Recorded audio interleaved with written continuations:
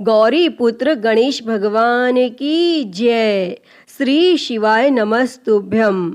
प्रिय भक्तजनों, आज सावन मास का 5वां सोमवार है और कहते हैं कि आज के दिन भगवान शिव जी और माता पार्वती जी की कथा एवं सावन के सोमवार की व्रत कथा को सुनने से अनंत शुभ फलों की प्राप्ति होती है एवं मनुष्यों के सभी पाप और संकट कट जाते हैं तथा मनोकामनाओं की पूर्ति होती है। तो भक्तजनों, आज हम भगवान शिव जी और माता पार्वती जी की बड़ी ही दुर्लभ कथा और सावन सोमवार की व्रत कथा को सुनेंगे। तो आप सभी भक्तजन पूरी श्रद्धा, ध्यान पूर्वक और प्रसन्न चित्त मन से इन कथाओं को पूरा अवश्य सुनिएगा, क्योंकि आधी अधूरी कथा को सुनने से पूर्ण फल प्राप्त नहीं होता है। तो आप सभी प्रेम से बोलिए ओम नमः शिवाय, नमो नीलकंठाय, ओम नमः पार्वती पते, हर हर महादेव। एक बार की बात है, भगवान शिव जी और माता पार्वती जी हरिद्वार में भ्रमण कर रहे थे। तब माता पार्वती ने देखा कि सहस्त्र मनुष्य माँ गंगा में स्नान कर हर हर गंगे कहते हुए चले आ रहे थे, लेकिन सभी मनुष्य अभी भी पाप परायण लग रहे थे। तब माँ पार्वती भगवान शिव जी से पूछती हैं कि प्रभु, क्या अब गंगा समर्थ नहीं रही? तब प्रभु ने पूछा, पार्वती, तुमने ऐसा सवाल क्यों किया है? तब माँ पार्वती कहती हैं कि प्रभु, इन सभी मनुष्यों के पापों का अंत क्यों नहीं हुआ? तब भगवान शिव जी मुस्कुराते हुए कहते हैं कि पार्वती, गंगा तो अभी भी सर्व समर्थ है, लेकिन इन सभी ने पाप नाशिनी गंगा में स्नान नहीं किया है। तब माँ पार्वती विस्मित होकर बोली, प्रभु, अभी तो गंगा में स्नान कर इन लोगों के शरीर भी नहीं सूखे हैं और आप कह रहे हैं कि इन्होंने पाप नाशिनी गंगा में स्नान नहीं किया है।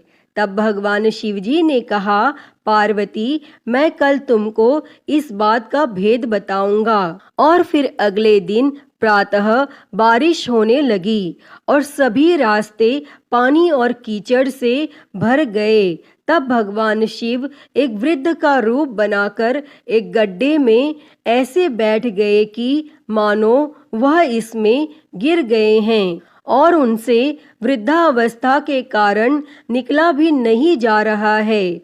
और उन्होंने माँ पार्वती को समझा दिया कि तुम गंगा स्नान कर आते सभी मनुष्यों को सुनाकर कहना कि मेरा पति इस गड्ढे में गिर गया है। मेरे पति सर्वथा निष्पाप आत्मा हैं और कोई निष्पाप पूर्ण आत्मा है जो इनको बाहर निकाल सकती है।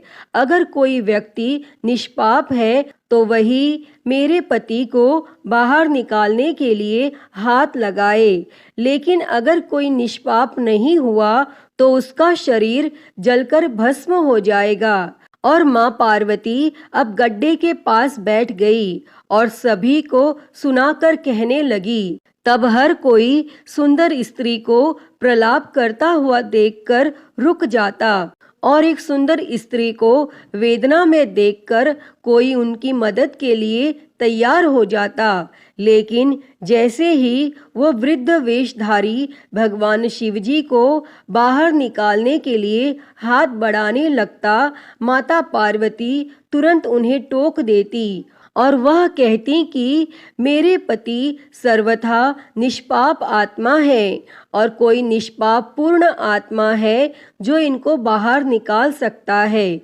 अगर तुम निष्पाप हो तो मेरे पति को बाहर निकालने के लिए हाथ बढ़ाना और मैं तुम्हें पहले ही चेतावनी दे देती हूँ कि अगर तुमने कोई पाप किया होगा तो तुम्हारा शरीर जलकर भस्म हो जाएगा। तब इतना सुनते ही हाथ आगे बढ़ाने वाले लोग अपना हाथ पीछे कर लेते, क्योंकि उनको लगता था कि हमने जीवन में कभी न कभी तो पाप किया ही होगा। और दूसरा, उनके मन में आता कि इस बूढ़े के लिए क्यों अपनी जान जोखिम में डालें। इस तरह सुबह से लेकर संध्या हो गई और हजारों लोग स्नान कर चले गए, लेकिन किसी ने भी वृद्ध को निकालने की हिम्मत नहीं की। तब शाम के समय एक युवक हाथ में लोटा लिए वहां से गुजरा, तो माँ पार्वती ने उसको भी अपनी व्यथा सुना दी। और जब वह मदद करने के लिए हाथ बढ़ाने लगा तो उससे भी वही बात कही जो अब तक वहां से गुजरे हजारों लोगों को कही थी। अगर तुम सर्वथा निष्पाप हो तो ही मेरे पति को हाथ लगाना, नहीं तो तुम भस्म हो जाओगे। तब वह युवक बोला, माता, मैं अभी तो पवित्र पावनी गंगा में स्नान करके आया हूँ और गंगा स्नान के पश्चात तो सभी पाप नष्ट हो जाते हैं और मैं अभी आपके पति को बाहर निकालता हूँ। तब उसने हाथ बढ़ाकर वृद्ध के रूप में भगवान शिवजी को बाहर निकाल दिया। तब भगवान शिवजी और माँ पार्वती ने उसको अपने वास्तविक स्वरूप के दर्शन दिए और भगवान शिवजी बोले कि देखो पार्वती, हजारों लोगों में से केवल इस युवक ने ही पूरी श्रद्धा से स्नान किया था कि गंगा स्नान से व्यक्ति निष्पाप हो जाता है और उसे पूरा विश्वास था कि गंगा स्नान करने के बाद मेरे सारे पाप कट गए हैं। कहने का तात्पर्य यह है कि लोग बिना किसी श्रद्धा और विश्वास के गंगा स्नान करते हैं, इसलिए उनको उसका पूर्ण फल प्राप्त नहीं होता है। इसका अर्थ यह कदापि नहीं है कि गंगा स्नान का फल अब नहीं मिलता है, लेकिन गंगा स्नान का वास्तविक फल उसी को मिलता है जो पूर्ण श्रद्धा भावना से और पूरे विश्वास से स्नान करता है। तो सभी प्रेम से बोलिए, श्री शंकर पार्वती भगवान की जय। प्रिय भक्तजनों, आइए अब सुनते हैं सभी मनोकामनाओं को पूरी करने वाली अगली कथा। तो आप सभी प्रेम से बोलिए, श्री उमापति शंकर भगवान की जय, सर्वदेवी देवता की जय। एक बार की बात है, माता पार्वती शिवजी को पति रूप में प्राप्त करने के लिए घोर तप कर रही थी और उनके तप को देखकर देवताओं ने शिवजी से देवी की मनोकामना को पूर्ण करने की प्रार्थना की। तब शिवजी ने माता पार्वती जी की परीक्षा लेने सप्त ऋषियों को भेजा और सप्त ऋषियों ने शिवजी के सैकड़ों अवगुण गिनाए, परंतु पार्वती जी को महादेव के अलावा किसी और से विवाह मंजूर नहीं था। भक्तजनों, विवाह से पहले सभी वर अपनी भावी पत्नी को लेकर आश्वस्त होना चाहते हैं, इसीलिए भगवान शिवजी ने स्वयं भी पार्वती जी की परीक्षा लेने की ठानी और भगवान शंकर प्रकट हुए और पार्वती जी को वरदान देकर अंतर ध्यान हुए। इतने में पार्वती माता जहाँ तप कर रही थी, वहीं पास में तालाब में मगरमच्छ ने एक लड़के को पकड़ लिया और लड़का जान बचाने के लिए चिल्लाने लगा। माता पार्वती जी से उस बच्चे की चीख सुनी नहीं गई और द्रवित हृदय होकर वह तालाब पर पहुंची तो देखती है कि वह मगरमच्छ लड़के को तालाब के अंदर खींचकर ले जा रहा है। तब लड़के ने देवी को देखकर कहा, मेरी ना तो माँ है, ना बाप, ना कोई मित्र, माता आप मेरी रक्षा करें। तब पार्वती जी ने कहा, हे मगरमच्छ, इस लड़के को छोड़ दो। तब मगरमच्छ बोला, दिन के छठे पहर में जो मुझे मिलता है उसे अपना आहार समझकर स्वीकार करना मेरा नियम है और ब्रह्मदेव ने दिन के छठे पहर इस लड़के को भेजा है, मैं इसे क्यों छोड़ूं? तब पार्वती जी ने विनती की, तुम इसे छोड़ दो, बदले में तुम्हें जो चाहिए वह मुझसे कहो। तब मगरमच्छ बोला, एक ही शर्त पर मैं इसे छोड़ सकता हूँ। आपने तप करके महादेव जी से जो वरदान लिया है, यदि उस तप का फल मुझे दे दो तो मैं इसे छोड़ दूंगा। तब पार्वती जी तुरंत तैयार हो गई और उन्होंने कहा, मैं अपने तप का फल तुम्हें देने के लिए तैयार हूँ, लेकिन तुम इस बालक को छोड़ दो। और मगरमच्छ ने समझाया, सोच लो देवी, जोश में आकर संकल्प मत करो। हजारों वर्षों तक जैसा तप किया है वैसा देवताओं के लिए भी संभव नहीं है। उसका सारा फल इस बालक के प्राणों के बदले चला जाएगा। तब माता पार्वती जी ने कहा, मेरा निश्चय पक्का है, मैं तुम्हें अपने तप का फल देती हूँ, तुम इसको जीवन दे दो। और तब मगरमच्छ ने पार्वती जी से तप दान करने का संकल्प करवाया और तप का दान होते ही मगरमच्छ का देह तेज से चमकने लगा और मगरमच्छ बोला, हे पार्वती, देखो तप के प्रभाव से मैं तेजस्वी बन गया हूँ। तुमने जीवन भर की पूंजी एक बच्चे के लिए व्यर्थ कर दी। चाहो तो अपनी भूल सुधारने का एक मौका और दे सकता हूँ। तब पार्वती जी ने कहा, हे ग्राह, तब तो मैं पुनः कर सकती हूँ, किंतु यदि तुम इस लड़के को निगल जाते तो इसका जीवन वापस नहीं मिल सकता था। और देखते ही देखते वह लड़का अदृश्य हो गया और मगरमच्छ भी लुप्त हो गया। तब पार्वती जी ने विचार किया,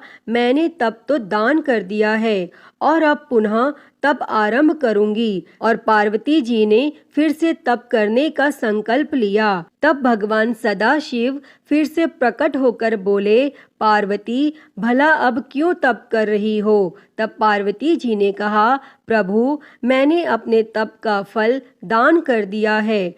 आपको पति रूप में पाने के संकल्प के लिए मैं फिर से वैसा ही घोर तप कर आपको प्रसन्न करूंगी। और तब महादेव जी बोले, मगरमच्छ और लड़के दोनों रूपों में मैं ही था और तुम्हारा चित्त प्राणी मात्र में अपने सुख दुख का अनुभव करता है या नहीं, इसकी परीक्षा लेने को मैंने यह लीला रची थी। अनेक रूपों में दिखने वाला मैं एक ही हूँ। मैं अनेक शरीरों से अलग निर्विकार हूँ। तुमने अपना तप मुझे ही दिया है, इसीलिए अब और तप करने की कोई जरूरत नहीं है। तब देवी ने महादेव को प्रणाम कर प्रसन्न मन से विदा किया।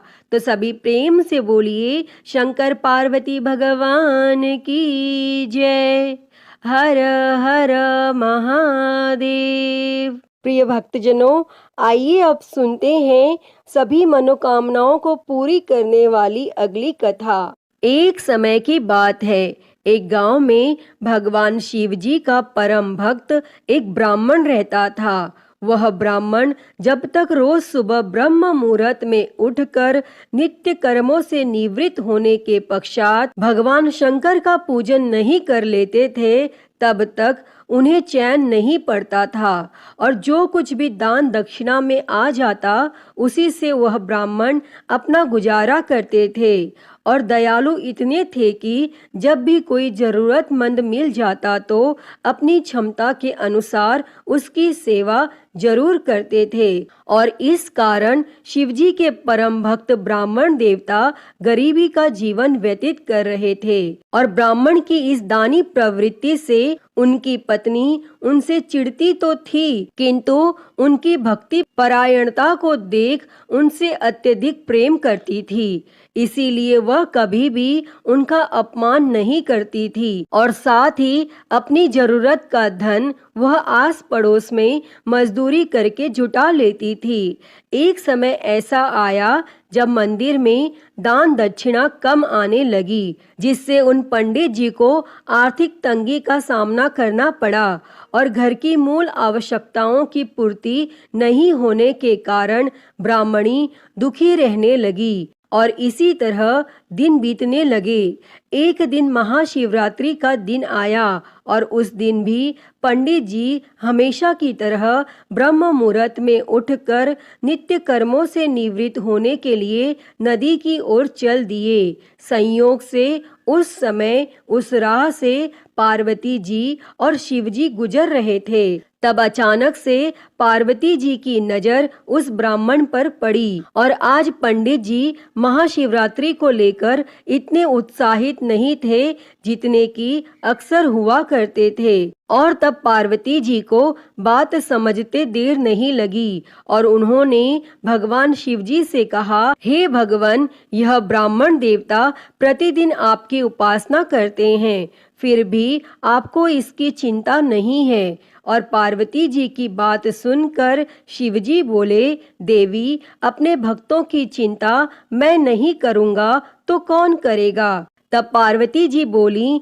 तो हे महादेव, आपने अब तक इसकी सहायता क्यों नहीं की। तब शिवजी बोले, देवी, आप निश्चिंत रहिए, अब तक उसने जितने बिल्व पत्र शिवलिंग पर चढ़ाए हैं वही बिल्व पत्र आज रात्रि में उसे धनपति बना देगा। और यह बातचीत करके पार्वती जी और शिवजी तो चल दिए, किंतु संयोग तो देखिए, उसी समय उस राह में एक व्यापारी गुजर रहा था और उसने छुपकर शिवजी और पार्वती जी का वार्तालाप सुन लिया।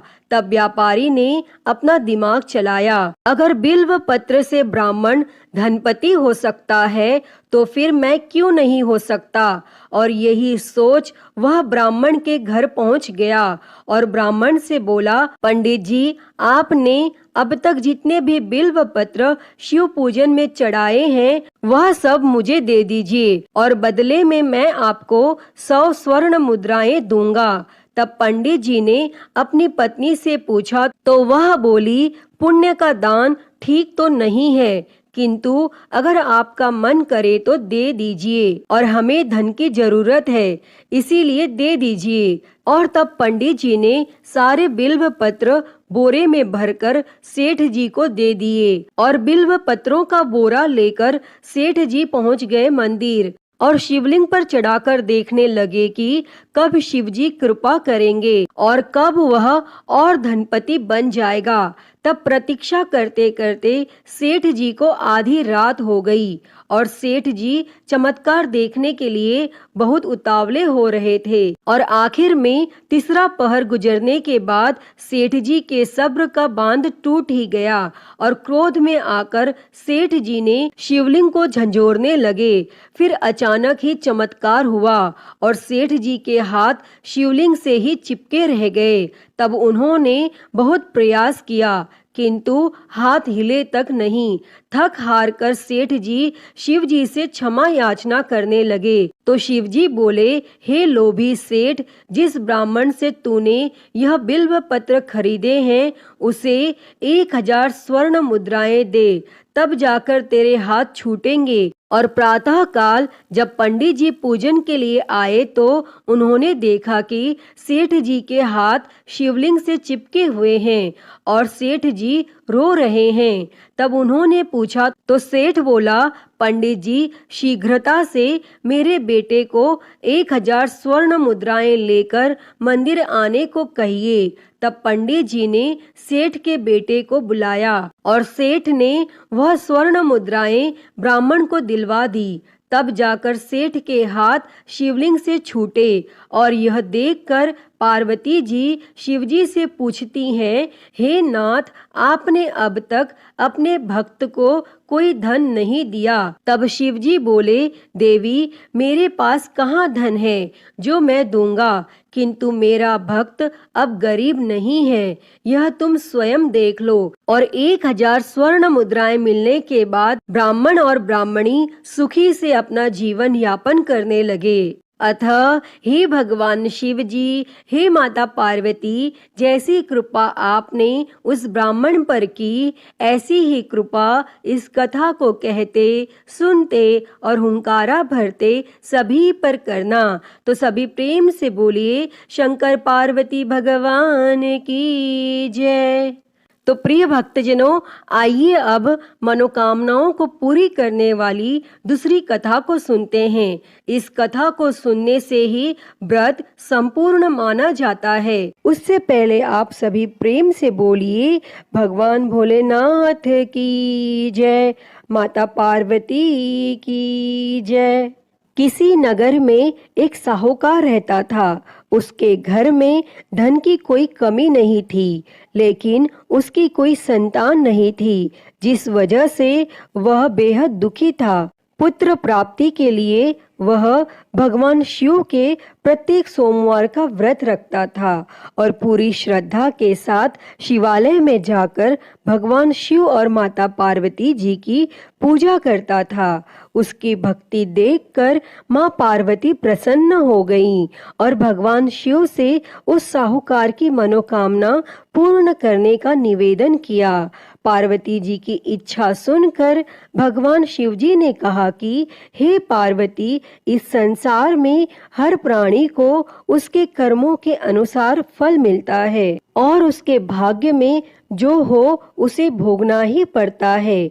लेकिन माता पार्वती जी ने साहूकार की भक्ति का मान रखने के लिए उसकी मनोकामना पूर्ण करने की इच्छा जताई। तब माता पार्वती के आग्रह पर भगवान शिव जी ने साहूकार को पुत्र प्राप्ति का वरदान तो दे दिया, लेकिन साथ ही यह भी कहा कि उसके बालक की आयु केवल 12 वर्ष होगी। तब माता पार्वती और भगवान शिव जी की इस बातचीत को साहूकार सुन रहा था। उसे ना तो इस बात की खुशी थी और ना ही गम। वह पहले की ही भांति भगवान शिव जी की पूजा करता रहा और कुछ समय उपरांत साहूकार के घर एक पुत्र का जन्म हुआ। जब वह बालक 11 वर्ष का हुआ तो उसे पढ़ने के लिए काशी भेज दिया गया। साहूकार ने पुत्र के मामा को बुलाकर उसे बहुत सारा धन दिया और कहा कि तुम इस बालक को काशी विद्या प्राप्ति के लिए ले जाओ और मार्ग में यज्ञ करवाते जाना। जहाँ भी यज्ञ कराओ वहीं पर ब्राह्मणों को भोजन कराते और दक्षिणा देते हुए जाना। और दोनों मामा भांजे इसी तरह यज्ञ कराते और ब्राह्मणों को दान दक्षिणा देते काशी की ओर चल पड़े। रास्ते में एक नगर पड़ा जहाँ नगर के राजा की कन्या का विवाह था, लेकिन जिस राजकुमार से उसका विवाह होने वाला था वह एक आंख से काना था। तब राजकुमार के पिता ने अपने पुत्र के काना होने की बात को छुपाने के लिए एक चाल सोची। साहूकार के पुत्र को देखकर उसके मन में एक विचार आया। तब उसने सोचा, क्यों ना इस लड़के को दुल्हा बनाकर राजकुमारी से विवाह करा दूं और विवाह के बाद इसको धन देकर विदा कर दूंगा और राजकुमारी को अपने नगर ले जाऊंगा। और फिर उस लड़के को दूल्हे का वस्त्र पहनाकर राजकुमारी से विवाह करा दिया गया। लेकिन साहूकार का पुत्र एक ईमानदार लड़का था। उसे यह बात न्याय संगत नहीं लगी और उसने अवसर पाकर राजकुमारी की चुन्नी के पल्ले पर लिखा कि तुम्हारा विवाह मेरे साथ हुआ है, लेकिन जिस राजकुमार के संग तुम्हें भेजा जाएगा वह एक आंख से काना है। मैं तो काशी पढ़ने जा रहा हूँ। तब राजकुमारी ने चुन्नी पर लिखी बातें पढ़ी तो उसने अपने माता पिता को यह बात बताई। तब राजा ने अपनी पुत्री को विदा नहीं किया और फिर वह बारात वापस चली गई। दूसरी ओर साहूकार का लड़का और उसका मामा काशी पहुँचे और वहां जाकर उन्होंने यज्ञ किया और जिस दिन लड़के की आयु 12 साल की हुई उसी दिन यज्ञ रखा गया। लड़के ने अपने मामा से कहा कि मेरी तबीयत कुछ ठीक नहीं है। तब मामा ने कहा कि तुम अंदर जाकर सो जाओ। और भगवान शिवजी के वरदानानुसार कुछ ही क्षणों में उस बालक के प्राण निकल गए और मृत भांजे को देखकर उसके मामा ने विलाप शुरू किया। संयोगवश उसी समय भगवान शिवजी और माता पार्वती उधर से जा रहे थे। तब माता पार्वती ने भगवान शिवजी से कहा, प्राणनाथ, मुझे इसके रोने के स्वर सहन नहीं हो रहे। आप इस व्यक्ति के कष्ट को अवश्य दूर करें। और जब भगवान शिवजी मृत बालक के समीप गए तो वह बोले कि यह तो उसी साहूकार का पुत्र है जिसे मैंने 12 वर्ष की आयु का वरदान दिया था। अब उसकी आयु पूरी हो चुकी है। लेकिन मातृभाव से विभोर माता पार्वती ने कहा कि हे महादेव, आप इस बालक को और आयु देने की कृपा करें, अन्यथा इसके वियोग में इसके माता पिता भी तड़प तड़प कर मर जाएंगे। और फिर माता पार्वती के आग्रह पर भगवान शिवजी ने उस लड़के को जीवित होने का वरदान दिया और शिवजी की कृपा से वह लड़का जीवित हो गया। और फिर शिक्षा समाप्त करके वह लड़का अपने मामा के साथ अपने नगर की ओर चल दिए और दोनों चलते हुए उसी नगर में पहुंचे जहां उसका विवाह हुआ था। और उस नगर में भी उन्होंने यज्ञ का आयोजन किया। तब उस लड़के के ससुर ने उसे पहचान लिया और महल में ले जाकर उसकी आव भगत की और अपनी पुत्री को उसके साथ विदा किया। और इधर भूखे प्यासे रहकर साहूकार और उसकी पत्नी बेटे की प्रतीक्षा कर रहे थे। उन्होंने प्रण कर रखा था कि यदि उन्हें अपने बेटे की मृत्यु का समाचार मिला तो वह भी प्राण त्याग देंगे। परंतु अपने बेटे के जीवित होने का समाचार पाकर वह बेहद प्रसन्न हुए। और फिर उसी रात भगवान शिवजी ने उस साहूकार के स्वप्न में आकर कहा, हे श्रेष्ठी, मैंने तेरे सोमवार के व्रत करने और व्रत कथा सुनने से प्रसन्न होकर तेरे पुत्र को लंबी आयु प्रदान की है। प्रिय भक्तों, जो कोई भी सोमवार का व्रत करता है या कथा सुनता और पढ़ता है, उसके सभी दुख दूर होते हैं और समस्त मनोकामनाएं पूर्ण होती हैं। अतः हे भगवान भोलेनाथ जी, जैसी कृपा आपने उस साहूकार के बेटे पर करी, वैसी ही कृपा इस कथा को कहते, सुनते और हुंकारा भरते सब पर करना। तो बोलिए भगवान भोलेनाथ की जय, माता पार्वती की जय। श्री शिवाय नमस्तुभ्यम। प्रिय भक्तजनों, आइए सुनते हैं श्री उमापति महादेव जी की आरती। तो सभी प्रेम से बोलिए हर हर महादेव। जय शिव ओमकारा, हो भोले भज शिव ओमकारा। ब्रह्मा विष्णु सदा शिव, भोले भोलेनाथ महाशिव। अर्धांगी धारा, ओम हर हर हर महादेव। एकानन चतुरानन पंचानन राजे, हो भोले पंचानन राजे। हंसासन गरुड़ासन, हंसासन गरुड़ासन। वृषवाहन साजे, ओम हर हर हर महादेव। दो भुज चार चतुर भुज, 10 भुज अति सोहे, हो भोले 10 भुज अति सोहे। तीनों रूप निरखता, भोले जी का रूप निरखता। त्रिभुवन जन मोहे, ओम हर हर हर महादेव। अक्षमाला बनमाला मुंडमाला धारी, भोले मुंडमाला धारी। चंदन मृग मद सोहे, चंदन मृग मद सोहे, भोले शुभकारी। ओम हर हर हर महादेव।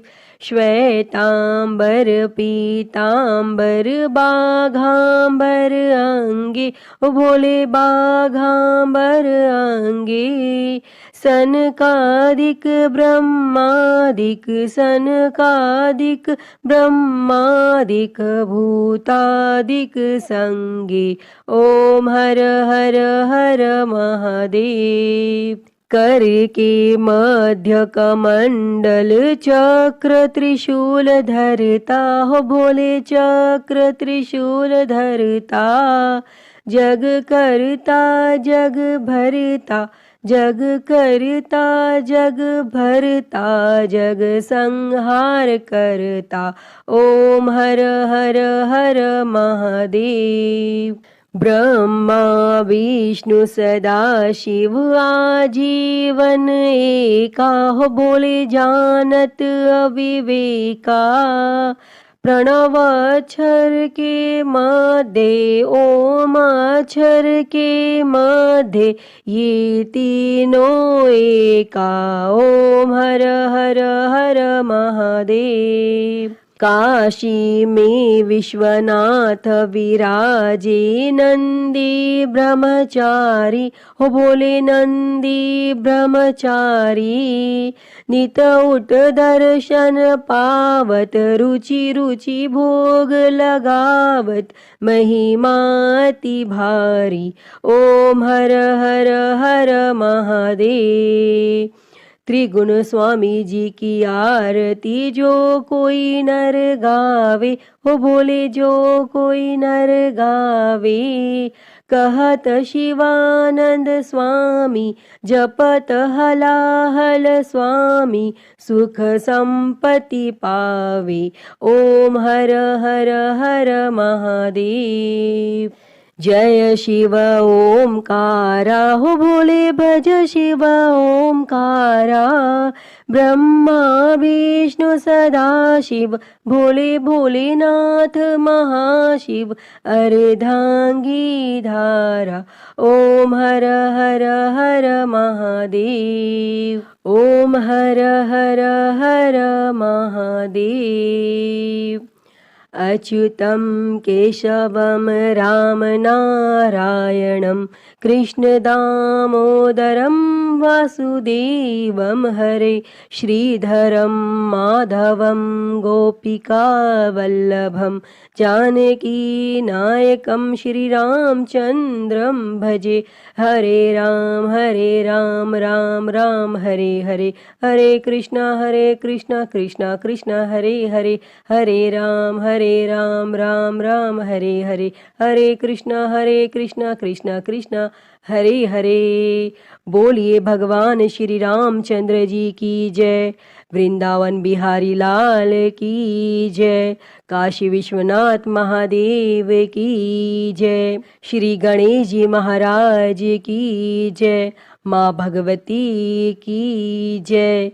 धर्म की जय हो, अधर्म का नाश हो, प्राणियों में सद्भावना हो, विश्व का कल्याण हो, गौ हत्या बंद हो, गौ माता की सेवा हो, विश्व में शांति हो। ओम शांति शांति शांति ही। ओम नमः शिवाय। नमो नीलकंठाय। ओम नमः पार्वती पते। हर हर महादेव। हर हर महादेव। हर हर महादेव। हर। प्रिय भक्तजनों, मैं उम्मीद करती हूँ कि आपको यह कथा पसंद आई होगी, और अगर वीडियो अच्छी लगी हो तो इसे लाइक करें, ज़्यादा से ज़्यादा शेयर करें, और कमेंट में हर हर महादेव लिखना ना भूलें। और हरिहर भक्ति चैनल पर अगर आप नए हैं तो इस चैनल को सब्सक्राइब कर नोटिफिकेशन बेल को ज़रूर ऑन कर लें। हर हर महादेव। धन्यवाद।